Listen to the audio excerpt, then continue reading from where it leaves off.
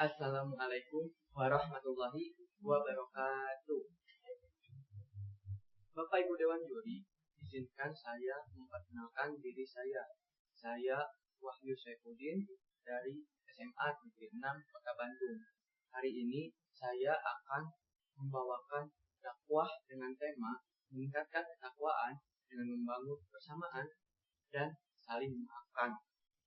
Oleh karena itu, Bapak Ibu Dewan Juri, persilahkan menonton. Wassalamualaikum warahmatullahi wabarakatuh. Assalamualaikum warahmatullahi wabarakatuh. Alhamdulillahirabbil alamin. Wa bihi nasta'inu 'ala umuri waddin.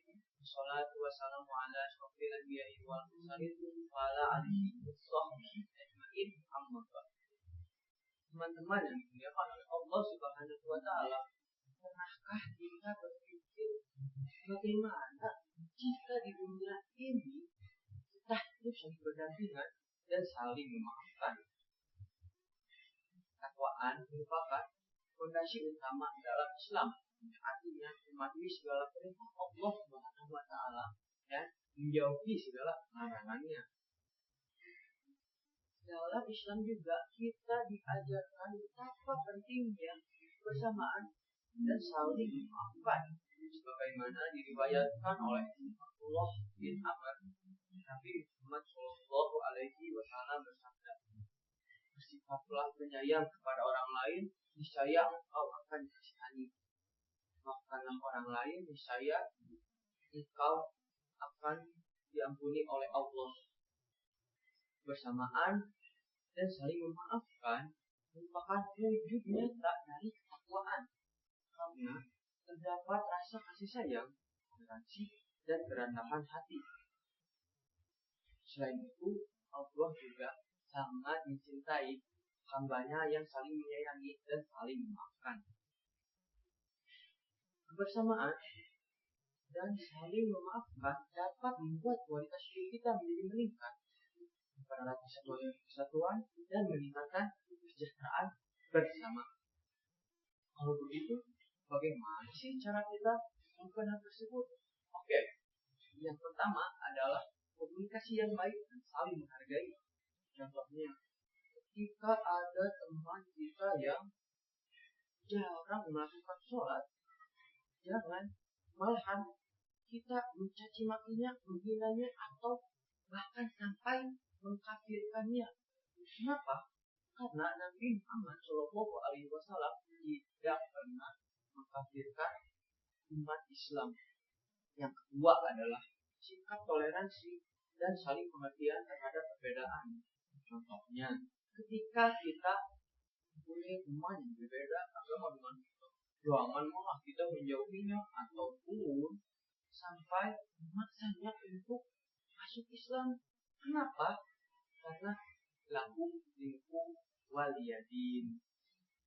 Bagiku agamaku dan bagimu agamamu.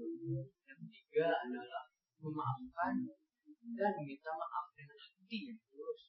Contohnya, ketika orang lain membuat kesalahan pada kita dan memiliki itikat baik untuk meminta maaf, seharusnya kita memaafkannya dengan hati yang tulus.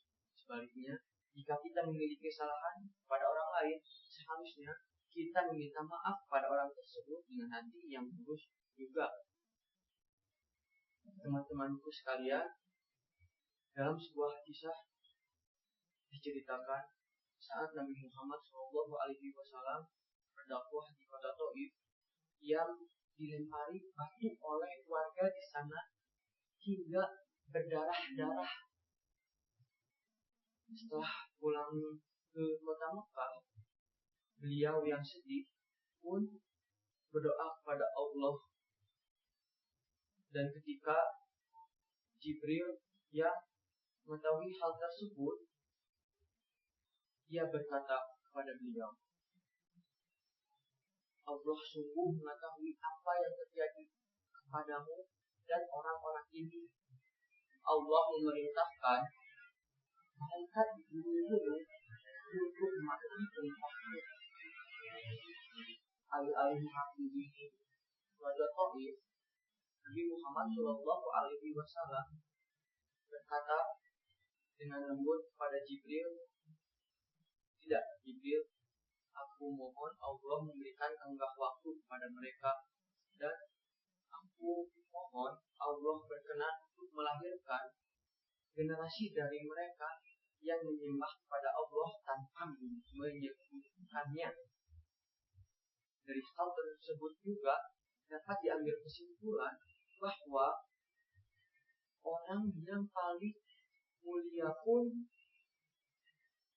dapat dicaci maki, dapat dihina, dilempar batu.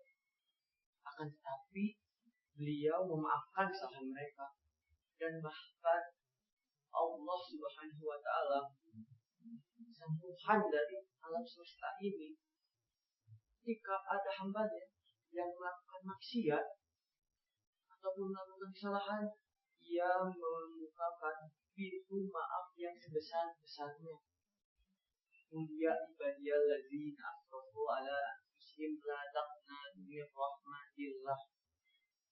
Katakanlah, wahai hamba-hambaku yang melampaui batas atas diri mereka sendiri, janganlah menyerah, janganlah putus asa dari rahmat Allah.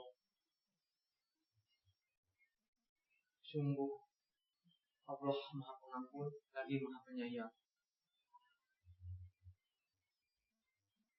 Jadi, marilah kita sebagai umat Islam agar menjaga kebersamaan dan saling memaafkan, karena sekali lagi hal tersebut merupakan wujud utama dari ketakwaan. Mungkin cukup sekian yang dapat saya sampaikan. Semoga yang saya sampaikan dapat bermanfaat. Terima kasih atas perhatiannya, dan mohon maaf jika ada kesalahan, karena saya hanyalah seorang hamba yang mencoba menjadi lebih baik. Wabillahi taufiq wal hidayah. Wassalamualaikum warahmatullahi wabarakatuh.